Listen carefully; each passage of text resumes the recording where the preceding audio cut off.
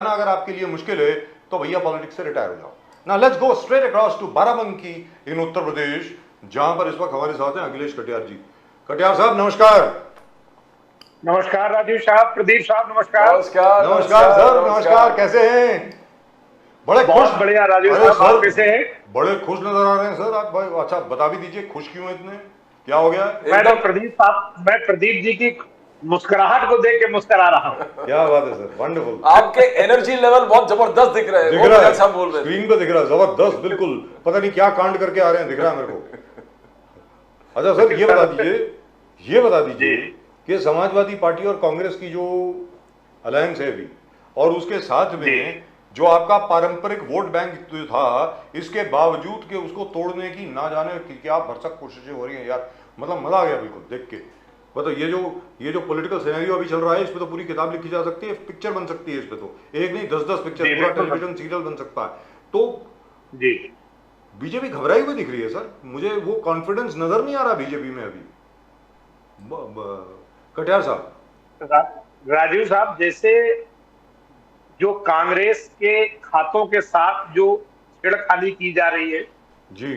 दो चुनी हुई सरकारों के मुख्यमंत्रियों को जेल में डालने तक की नौबत जी जब आ जाए, तो ये बात जाहिर है कि जो सत्ता में बैठे हुक्मरान हैं वो परेशान हैं, घबराए हुए हैं, और किसी भी हालत में किसी भी कीमत में वो सत्ता में दोबारा लौटना चाहते हैं।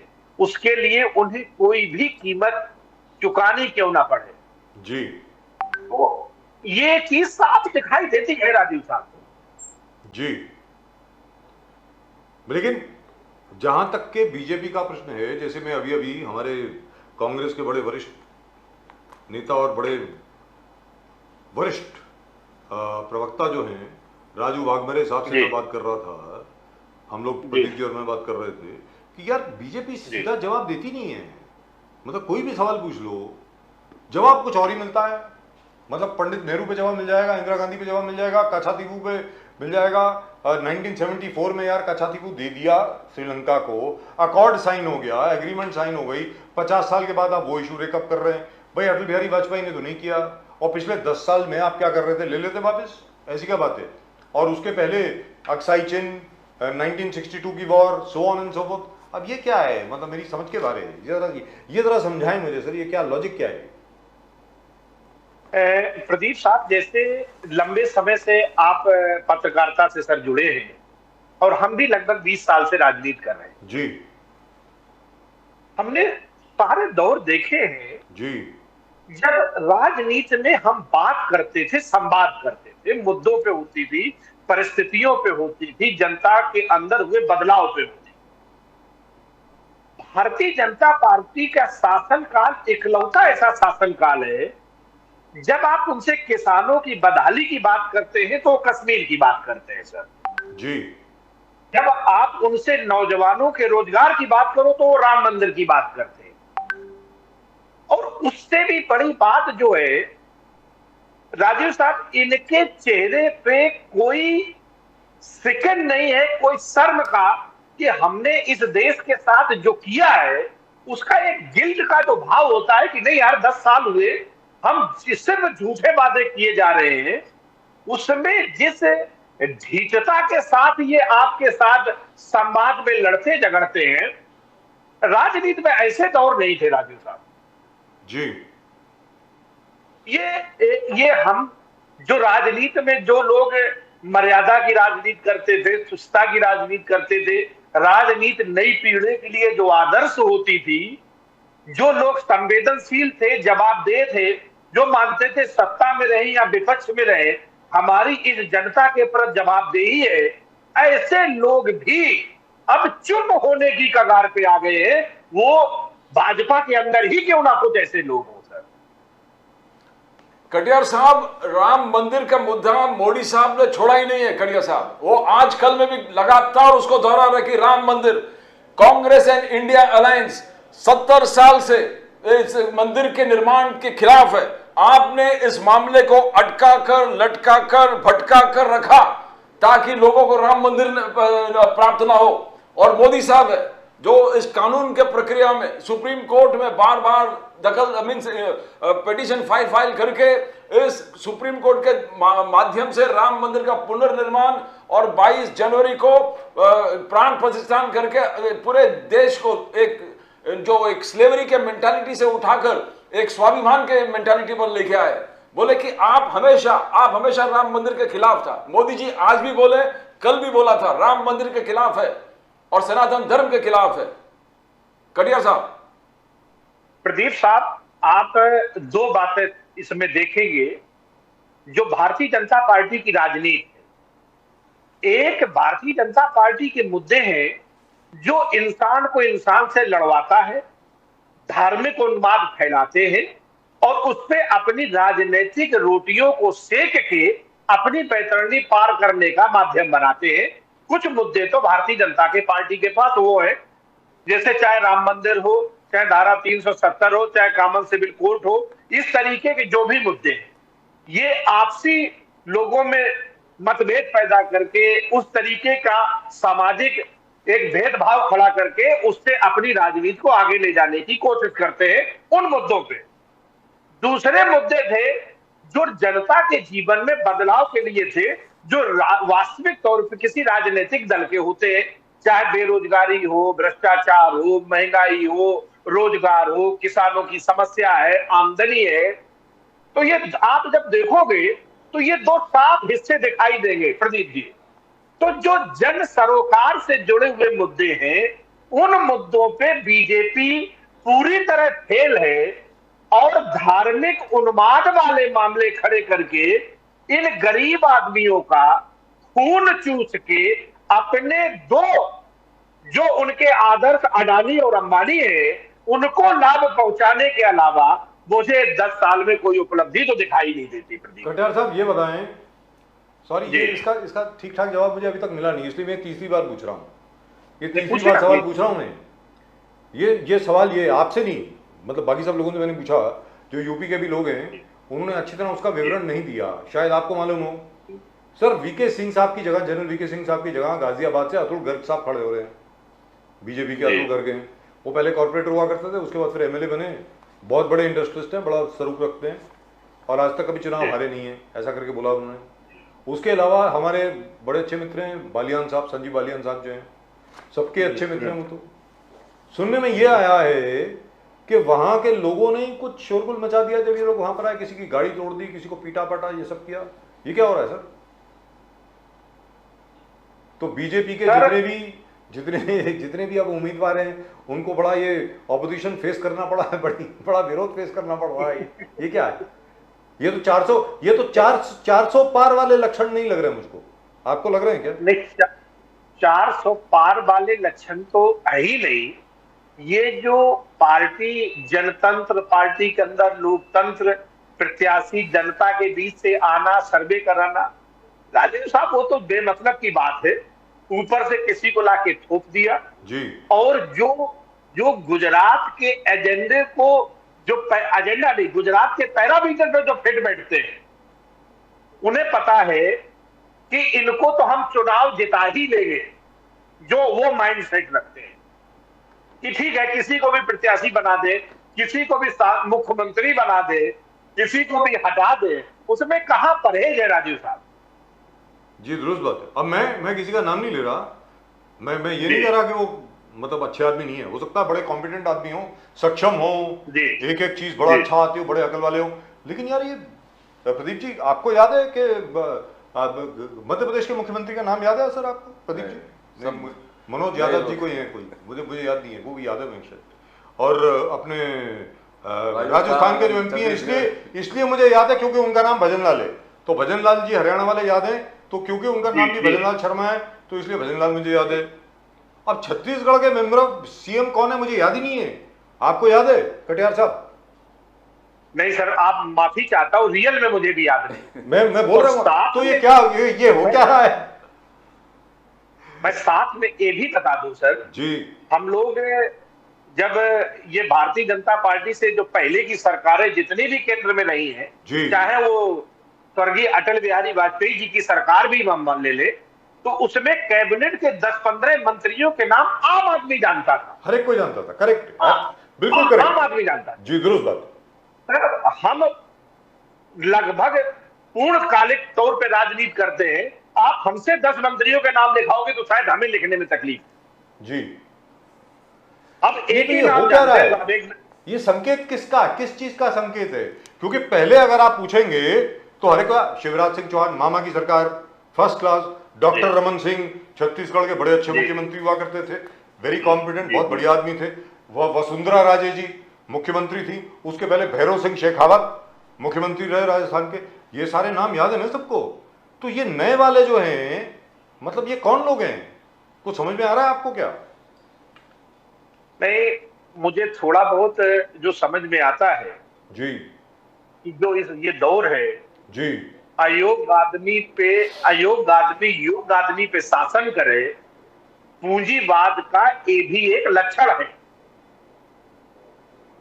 जो कुलीन तंत्री व्यवस्था जिसे हम कहते रहे जी जी जी उसमें ये भी अक्सर देखने को मिलता है कि अयोग्य आदमी योग्य आदमी पे शासन करता है।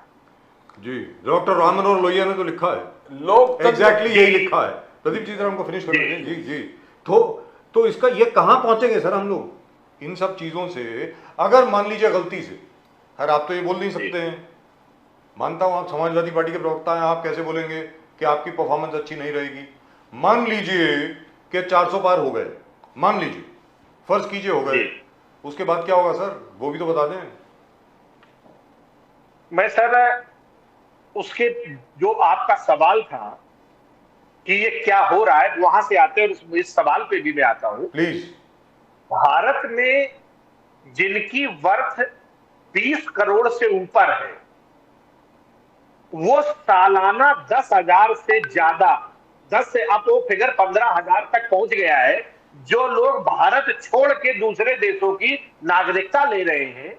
ये वो लोग हैं जो इस देश में जब रहते थे तो 100-200 लोगों को रोजगार भी देते थे। प्रदीप जी, बिल्कुल।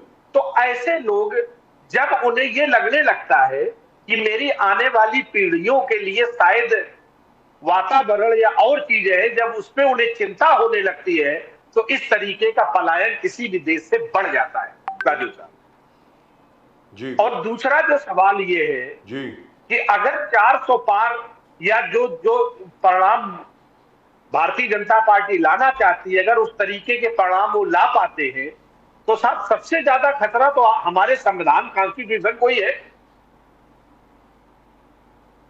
जी जो आम आदमी, जो डॉक्टर अंबेडकर ने रानी और मेहतरानी से पैदा हुए, पेट से जो 2 बच्चे पैदा होते हैं उनको बराबर का सम्मान दिला दिया था, जबकि संसद में कई नेता उन्होंने जब ये तर्क दिए थे, क्या अनपढ़ जाहिल सांसद संसद सदन के अंदर फिर हल चलाएंगे क्या, क्यों सबको वोट का अधिकार देना है?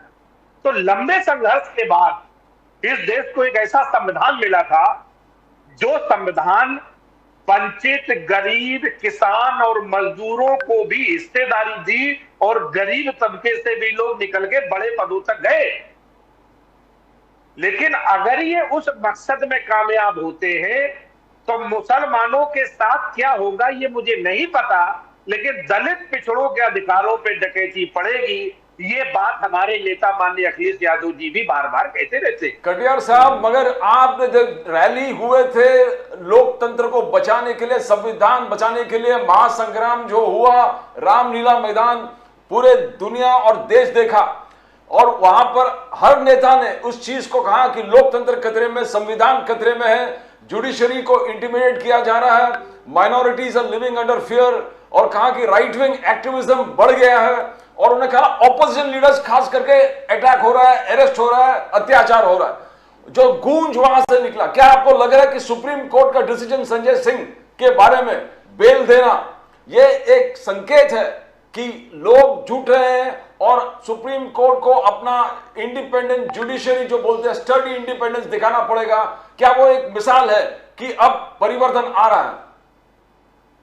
प्रदीप साहब, माननीय सुप्रीम कोर्ट के प्रति जब भी इस तरीके की कोई परिस्थिति इस देश में आई है, तो माननीय सुप्रीम कोर्ट की तरफ ही 150 करोड़ जनता ने आंखें लगा के उम्मीद भरी नजरों से देखा है कि आप ही इसमें कुछ हस्तक्षेप करें, और उसका एक परिणाम आपको पहले भी देखने को मिला था जब सुप्रीम कोर्ट के 4 जजों ने बैठ के प्रेस कॉन्फ्रेंस की थी। शायद ये पहले ऐसा कभी नहीं हुआ था। नहीं हुआ। तो ये चाहे इलेक्टोरल बॉन्ड पे जो फैसला हो, चाहे संजय सिंह जी के मामले पे फैसला हो, और चाहे चंडीगढ़ के जो मेयर के चुनाव में जब उनके दखल करने की बात आई हो, अभी उम्मीद है कि माननीय सुप्रीम कोर्ट अपने जिम्मेदारी का निर्वाह करके लोकतंत्र को बचाने का काम करेंगे। जी, आपको अभी भी सर, जो इस तरीके के एक्टिविटीज जो भारतीय जनता पार्टी कर रही है, प्रभाव तो पड़ ही रहा है सर। अब सभी लोग बगैर परिवार के तो है नहीं जी भाई। जो अपोजिशन के लीडर है उनकी फैमिली भी है, उनके बच्चे भी हैं। दुरुस्त बात। और जब उनके बच्चों और उनके परिवार के ऊपर उस तरीके की परिस्थिति को लाके खड़ा कर दिया जाता है, तो मजबूत से मजबूत आदमी के विचारों में डगमगाहट तो आती है। जी राजीव साहब, इस बात से नकारना तो मैं उचित नहीं, मुझे नहीं लगता कि ठीक रहेगा। और वो लोग इस काम में नेतृत्व कर रहे हैं जिनके न घर है, न परिवार है, न बाल है, न बच्चे। लेकिन मैं इसके बावजूद भी ये मानता हूं कि जब अंग्रेजों से भी इस देश के जो नेता थे, जो आंदोलनकारी थे, उससे बुरी स्थिति तो नहीं है। उनसे भी लड़के देश को बचाया था, इनसे भी लड़के बचाएंगे साहब। करेक्ट, उससे भी लड़के बचाया था, इससे भी बचाएंगे। महिला सशक्तिकरण का सबसे बड़ा मोदी साहब का कहना कि ये 10 साल महिला सशक्तिकरण का उत्तम उदाहरण है। 70 साल देखो, हमारा 10 साल देखो। 3 करोड़ लखपति दीदी, मोदी साहब का guarantee, Modi guarantee. Women empowerment, arm forces में परमानेंट कमीशन, वुमेन को, महिलाओं को फ्रंट पे, कॉम्बैट रीजन पे परमानेंट कमीशन। 3 तलाक रूल कानून बना के मुस्लिम वुमेन को, जो महिला है, उनको मुक्ति, लिबरेशन, जस्टिस। नमो ड्रोन दीदी योजना, जिसमें जो महिला रूरल एरियाज में है वो एग्रीकल्चर में मोदी साहब खुद ड्रोन सिखाएंगे। ड्रोन सिखा के उनको किस प्रकार से एग्रीकल्चर में उत्पन्न हो जाएगा। फिर वाराणसी में खुद उनने गिर गाय हर घर में देके महिला सशक्तिकरण से गरीब महिला को किस प्रकार सशक्त करे। तो क्या मोदी जी का जो कहना है कि ये 10 साल में महिला का सशक्तिकरण कभी पहले 70 साल में नहीं दिखा, आप इस चीज को कैसे देखते हो कटिया साहब? बहुत व्यक्तिगत टिप्पणी पे मैं जाऊंगा नहीं, क्योंकि मैं राजनीतिक व्यक्ति हूं। लेकिन ऐसा दिखता नहीं है प्रदीप साहब, जो मैं कहना चाहता हूं आप भी समझ रहे हैं।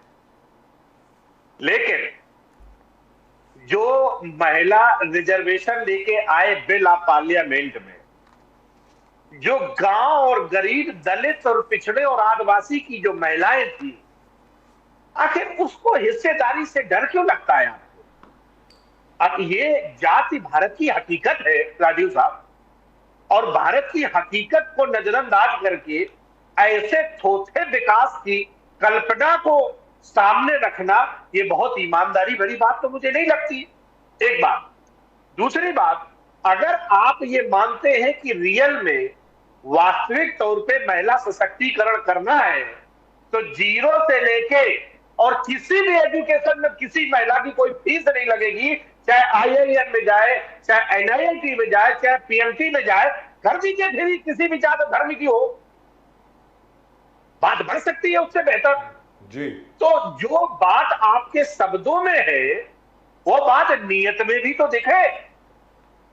ऐसा नियत से नहीं दिखता नाम व्याख्या।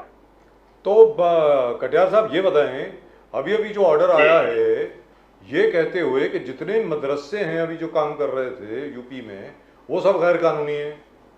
ये कह दिया गया है कि उनको आप जनरल स्कूल्स में आप कन्वर्ट कर दीजिए। क्या ये पॉसिबल है? सरकार के पास इतना बजट है ये करने का? अगर बजट होता तो पहले ही बन जाते इतने स्कूल, जहां तक मेरा ख्याल है। नहीं, बजट का राजीव साहब हाल तो ये है कि गांव के जितने भी सरकारी स्कूल हैं जी, उसमें टीचर ही नहीं है जी। तो ये कैसे संभालेंगे? ये उनके पहले एजेंडे को फुलफिल करता है, जिसमें धार्मिक उन्माद का जो मामला आता है, धार्मिक आधार पे जो चुनाव के पहले जो हिंदू मुस्लिम बैटल बन जाए तो बात बन जाए, लेकिन जनता तो समझ गई है ना राजीव साहब जी कि ये हमें एक ही देश में रहना है और एक देश में रह के हमें भाईचारे से ही इस देश को आगे ले जाया जा सकता है। किसी नफरत की बुनियाद पे किसी भी देश को संपन्न नहीं बनाया जा सकता। क्या बात है साहब? खटियार साहब, अगर मोदी जी के विजय रथ, मोदी जी बोलते 400 प्लस तो है ही, छोड़ दो हैट्रिक तो है ही, और 100 जीतने के बाद 100 दिन का प्लान भी मोदी साहब ने बना दिया कि 100 दिन में मैं ये सब करने वाला हूं, और आगे जाके 25 साल का रोड मैप भी है मोदी साहब के पास। मगर मोदी जी के अगर विजय रथ को रोकना है तो यूपी से रोकना पड़ेगा। यूपी में अगर आप लोग रोक पाए तो मोदी जी के विजय रथ रुकेगा, मगर आपके 5 सीट को आपको 50 सीट करना पड़ेगा। उसके लिए आपको बस प्लान होना चाहिए, विजन होना चाहिए। क्या अखिलेश यादव जी पूरे प्लानिंग तैयार है इस रथ को रोकने के लिए? प्रदीप साहब, किसी भी व्यक्ति के व्यक्तित्व, फैसले और परिणाम का अगर आपको एनालिसिस करना है तो भविष्य के उसके घोषणाओं को अतीत के घोषणाओं से मैच कर लेना चाहिए। अगर पास्ट में उन्होंने जितनी घोषणाएं की थी अगर वो जमीन पे उतरी होगी तो आज की घोषणाएं भी जमीन पे उतर जाएगी। प्रदीप साहब, आपने कहा था कि 100 दिन के अंदर इतना पैसा वापस लाएंगे, काला धन लाएंगे, 15 लाख देंगे, इतने स्मार्ट सिटी बनाएंगे, तो कोई तो सर उतरा नहीं जमीन पे। तो इसमें भी कोई उतरने वाला नहीं है। मोदी जी सपने दिखाने में भारतीय जनता पार्टी के और नेता काफी महारत रखते हैं, इस बात से किसी को हम नकारते नहीं है। पहली बात। दूसरी बात, जो 5 से 50 सीटों का बात नामबियार साहब आपने कहा, तो हम ये जानते हैं कि उत्तर प्रदेश की जनता भारतीय जनता पार्टी के 10 साल का शासनकाल और राज्य सरकार के 7 साल के शासनकाल की उपलब्धियों के अनुसार ही मतदान करेगी, और वो मतदान बीजेपी को उत्तर प्रदेश में रोकने का काम करेगा। एक बात। और दूसरी बात, जो राजीव साहब ने 2-4 बार इस बात पे सवाल किया 400 पार पे, तो राजीव साहब, मध्य प्रदेश, छत्तीसगढ़, उत्तराखंड, हिमाचल, दिल्ली, राजस्थान, ये 6-7 राज्य जो हिंदी भाषी है, इसमें जितनी सीटें वर्तमान में आपके पास है, इससे ज्यादा कहां जाएंगे आप जी? तो आपका ग्राफ जो है 400 पार नहीं हो सकता। आप जनता को जितना मर्जी आत्मविश्वास दिखाएं, लेकिन जमीन पे जनता जानती है कि यह आत्मविश्वास खोखला है आपका। जी, तो सर ये तो बता दें कि जहां तक अभी इस वक्त का सवाल है, जहां तक अभी हम लोग हैं, पिछली बार एनडीए को 64 सीटें मिली थी, 64 उत्तर प्रदेश में। सर बिहार में 40 में से 39 मिली, मध्य प्रदेश में 29 में से 28, कर्नाटका में 28 में से 26, गुजरात में 26 में से 26, राजस्थान में 25 में से 25, झारखंड में 14 में से 12, छत्तीसगढ़ में 11 में से 9, हरियाणा में 10 में से 10, दिल्ली में 7 में से 7, तो उत्तराखंड में शायद 5 में से 5 मिली, जहां तक मेरा ख्याल है 5 में से 5 है, पूरी 5 में से 5 मिल गई थी शायद। और हिमाचल प्रदेश में 4 में से 4। अभी बढ़ेंगी कहां से सीटें? ये सीटें कहां से बढ़ेंगी? मतलब उत्तर प्रदेश से बढ़ेंगी कि 64 की 80 आ जाएंगी, 16 सीटें और बढ़ जाएंगी? क्या लग रहा है सर आपको? वेस्ट बंगाल में से 18 सीटें आई थी इनको, 18। तो क्या ये वेस्ट बंगाल की जो 42 हैं वो 42 की 42 जीत लेंगे क्या इस बार? अब मानने को तो ये कुछ भी मान लेंगे जी, लेकिन उत्तर प्रदेश में मुझे नहीं लगता कि 10-12 सीटों से ज्यादा जीतेंगे। सिर्फ 10-12? जी। तो रथ रुक गया फिर, विजय रथ। तो 10-12 सीटें क्यों जीतेंगी सर? क्योंकि योगी आदित्यनाथ जी बहुत नाराज हैं, सारा ठाकुर समाज जो है बहुत नाराज है बीजेपी से। क्या ये बात है? वो तो सर, और ऊपर से मैंने सुना निषाद, केवट, कुर्मी, वो भी सब नाराज बैठे हैं कि ये क्या हो रहा है यार, ये तो हमें भी टोपी बना दी इन्होंने। सर बताएं प्लीज। सर, गुजरात में ठाकुर समाज ने क्या किया है आपको पता है? जी मालूम है सर, देखा। उन्होंने पार्टी कार्यालय के बाहर जिस तरीके का प्रदर्शन किया है वो पूरे देश ने देखा है। और उत्तर प्रदेश में जो शिक्षक भर्ती हुई थी पिछड़ों के नाम पे, उत्तर प्रदेश हाई कोर्ट के दखल देने के बाद भी योगी जी ने उनकी 18,000 वैकेंसियां भरी नहीं भरी, अभी तक नहीं भरी सर। वो दूसरी बात जो वो तो कंटेम्प्ट बनता है, कंटेम्प्ट जो कोर्ट बनता है सर, वो तो जी हाँ वो भी है, वो तो है ही है। हालांकि वो इनके लिए बहुत मैटर नहीं करता। और तीसरी बात, जो वहां पे इस सरकारी स्कूलों में मिड डे मील वगैरह की जो योजनाएं हैं, वहां पे 1,000-2,000 रुपए देते हैं उन कर्मचारियों को जो भोजन बना के बच्चों को खिलाते हैं। तो उस तरीके का जो शोषण जब सरकार खुद अपने लोगों का करने लगे राजीव साहब, और सरकार का नजरिया सही और गलत से हटके फायदे और नुकसान के तराजू में तौलने लगे, तो लोकतंत्र किस रास्ते पे जा रहा है ये हमें सबको समझ लेना साहब। मगर बीजेपी का कहना है कि हमने उत्तर प्रदेश को जिस प्रकार से ट्रांसफॉर्म किया, डेवलपमेंट के लहर जिस पे है, उत्तर प्रदेश पहले कंट्री मेड रिवॉल्वर कट्टा और रामपुरी के लिए फेमस था, आज मिसाइल बना रहे, ब्रह्मोस मिसाइल बना रहे, अलग अलग लेटेस्ट वेपन्स गैजेट्स, पूरे लहर, पूरे डिफेंस इंडस्ट्री खोल दिया है उत्तर प्रदेश में। नॉट ओनली देश को सप्लाई करे, पूरे विदेश, पूरे दुनिया में सप्लाई करे।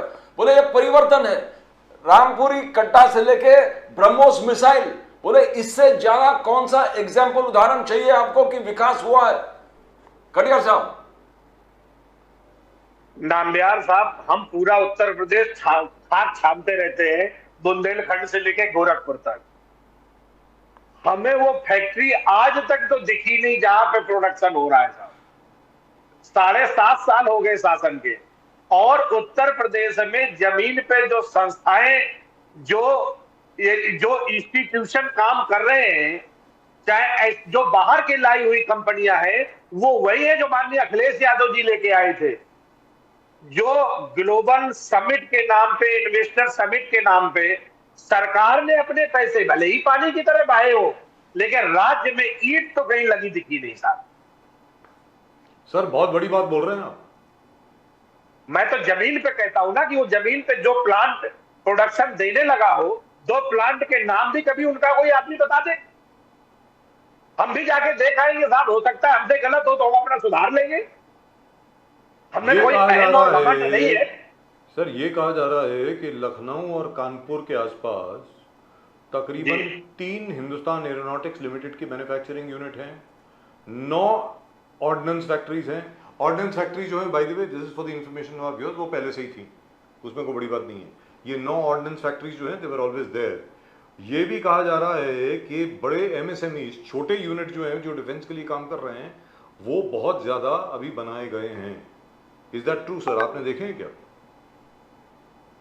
राजीव साहब जी, बुंदेलखंड के आसपास वो डिफेंस कॉरिडोर को जी, सरकार कहती कि बुंदेलखंड के आसपास डिफेंस कॉरिडोर हम बनाएंगे जी, अभी इनॉग्रेशन हुआ उसका। जी, कोई इमारत बनी आप आज तक नहीं देखोगे वहां पे।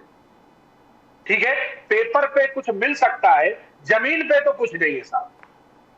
और जो उत्तर लखनऊ के आसपास और उन्नाव के आसपास हम लोग वहीं घूमते हैं, कोई इंडस्ट्री का इनॉग्रेशन इन 7 सालों में जिसमें प्रोडक्शन शुरू हो गया हो और वो किसी विदेशी कंपनी के साथ करार करके, कोई एमएनसी हो या कोई इंडियन मैन्युफैक्चरर हो, हमारी जानकारी में तो नहीं है राजू साहब। मतलब एल&टी, महिंद्रा, ये सब नहीं आया अभी तक वहां पे।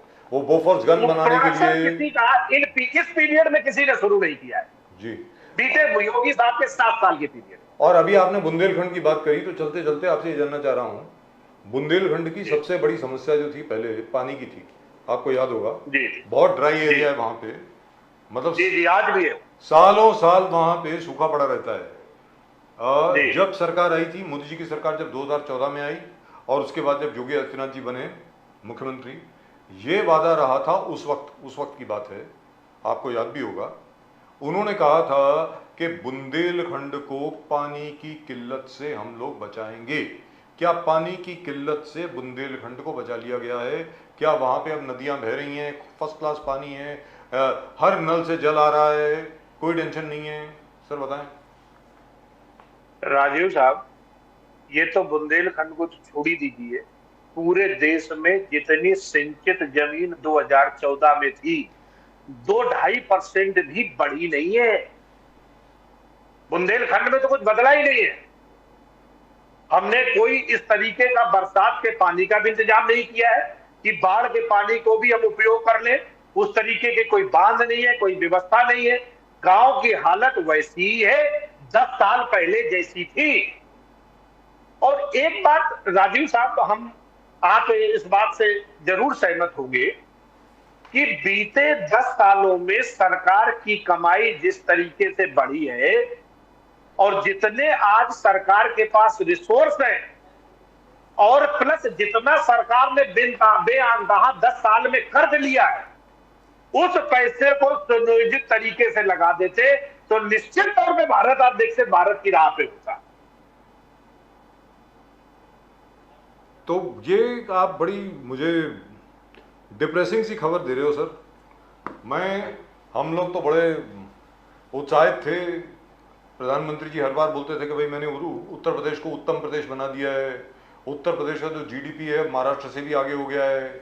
गुजरात के बाद अब महाराष्ट्र के बाद अब उत्तर प्रदेश जो है उसका जीडीपी नंबर 2 पर है पूरे हिंदुस्तान में। मोबाइल मैन्युफैक्चरिंग प्लांट्स, सारे मोबाइल मैन्युफैक्चरिंग प्लांट्स वहां पे, world number 1 car manufacturing plants वहां पर जा रहे हैं, ट्रक मैन्युफैक्चरिंग प्लांट्स वहां पर जा रहे हैं। वहां पर तो मतलब पता नहीं कितने करोड़ वहां पर नौकरियां जो है वो क्रिएट हो गई हैं। तो सर ये मतलब क्या है? सच्चाई, हकीकत। क्योंकि सिर्फ ऐसे भाषण देने से तो कोई वोट देने वाला नहीं है। जैसे आप उत्तर प्रदेश से हैं, इस वक्त आप बाराबंकी में हैं, बाकी सारे लोग भी जो है वहां पर जो जमीन पर रहते हैं उत्तर प्रदेश में, उनको तो मालूम होगा ना। तो उनके सामने ऐसे झूठ बोल करके क्या बीजेपी को असल में फिर वोट मिलेंगे? साहब, अब ये तो अब बताने की, कहने की बात नहीं रह गई है कि मोदी साहब तो बोलते ही यही है, सिर्फ आंकड़ों पे खेलना, अच्छी से अच्छी बात करना, जनता को दिग्भ्रमित करना। मोदी साहब, उससे बेहतर कौन है वहां? भारतीय जनता पार्टी इस मामले में बहुत कुशल है राजीव साहब जी। यहां पे जमीन पे आप, अब जो एम्प्लॉयमेंट की बात, एक छोटी सी बात आपके साथ साझा करूं, ये एम्प्लॉयमेंट का आंकड़ा उठाते कहां से? जितने ईएसआई और ईपीएफ के लोगों में जो नाम इनरोल होते हैं, चाहे उसने 5 दिन ही काम किया हो, अगर उसका पीएफ नंबर जनरेट हो गया है तो उसे ये रोजगार मान लेते हैं। अब इससे झूठी और बेईमानी भरी बात कोई हो सकती है राजीव साहब जी? कि उस आंकड़े को आप देश को बता दो कि साहब इतने लोगों को रोजगार मिल गया। उस बेचारे को किसी कंपनी वाले का 5 दिन नौकरी पे रखा, उसका पीएफ नंबर जनरेट हुआ, पैसे मिले नहीं मिले, और उसको घर लगा दिया, आपके खाते, आपके आंकड़े में आ गया कि रोजगार हो गया साहब जी। तो कहने का मतलब ये हुआ, आपके मुताबिक उत्तर प्रदेश का विकास असल में विकास आगे नहीं बढ़ा है, बल्कि स्टैग्नेट किया है, वहीं का वहीं है। मतलब कुछ ज्यादा कुछ हुआ नहीं है वहां पे। हुआ नहीं है, बल्कि माननीय अखिलेश यादव जी के द्वारा जो अस्पताल, जो मेडिकल कॉलेज, जो स्कूल, जो संस्थाएं स्टार्ट की गई थी, उन संस्थाओं को अभी तक सही से चलने भी नहीं दिया गया है। और अमेठी में तो मैंने सुना संजय गांधी हॉस्पिटल जो था वो बंद कर दिया सर। संजय गांधी छोड़िए, जो कन्नौज के अंदर मेडिकल कॉलेज था वहां जानवर है, जो बदायूं के अंदर मेडिकल कॉलेज बनाया था वहां 2-4 लोग बैठे रहते, कोई काम नहीं होता, कोई दवाई नहीं मिलती। एम्स जैसे बड़े बड़े मेडिकल कॉलेज, तो जो माननीय अखिलेश यादव जी ने जो ये विकास और आम लोगों की सहूलियतों के लिए जो इंस्टीट्यूशन स्टेब्लिश किए थे, आप उनके रख रखाव नहीं कर पाए। एम्बुलेंस को आप ड्राइवर नहीं दे पाए, एम्बुलेंस को आप डीजल नहीं दे पाए। क्या किया है आपने? तो फिर तो मतलब आप जो आंकड़े दे रहे हैं असल में मतलब वो तो सच हो जाएंगे। इसका मतलब ये आप उत्तर प्रदेश में विजय रथ रुकेगा। कि उत्तर प्रदेश में जो 64 सीटें आई थी पिछली बार, आज तो भारतीय जनता पार्टी बोल रही है कि 75 और 80 के बीच में से आएंगे हमें। वो तो कह रहे हैं कि 77 to 80 सीट्स। सर नहीं, कहने को तो साहब कुछ भी कह दे, और राजनैतिक आपके जो उपलब्धियां हैं भारतीय जनता पार्टी जी, जब भी उनसे आप सवाल करते हैं तो आप राजीव साहब ये जरूर देखते होंगे कि उसको जवाब देने के बजाय वो जवाब ये देते कि हम पिछला चुनाव जीते, हम वहां का चुनाव जीते, हमने ये चुनाव जीता है। आप उनसे उपलब्धियों की बात करें, अपने परफॉर्मेंस की बात करें, तो वो चुनाव जीत के जन समर्थन देने की बात करते हैं। और ये जवाब अपने आप में आम आदमी के दिमाग में ये शंका पैदा करता है कि जवाब ना देके आप चुनाव जीतने की बात जो करते हैं, तो कहीं ऐसा तो नहीं है कि उसमें भी कोई बड़ा घोटाला हो। Right, thank you so much sir. Akhilesh Kataria साहब, बहुत बहुत शुक्रिया आपका हमारे साथ जुड़ने के लिए। Thank you very much sir. जय हिंद, जय हिंद, जय हिंद, जय भवानी, जय शिवाजी, वंदे मातरम, जय शिवाजी, वंदे मातरम, हर हर महादेव। थैंक यू हर महादेव, हर हर Mahadev. Kataria sir from the Samajwadi Party, always lovely talking to him. Katiyar. Of course, he is a very, Katiyar Saab is a very, very, he looks at everything to the Samajwadi Party lens, which is expected. After all, he is their spokesman. But everyone describes the miracle of development in Uttar Pradesh. Here we are getting a totally different picture. I'm not so sure anyway. But let's go across to our old friend, Mr.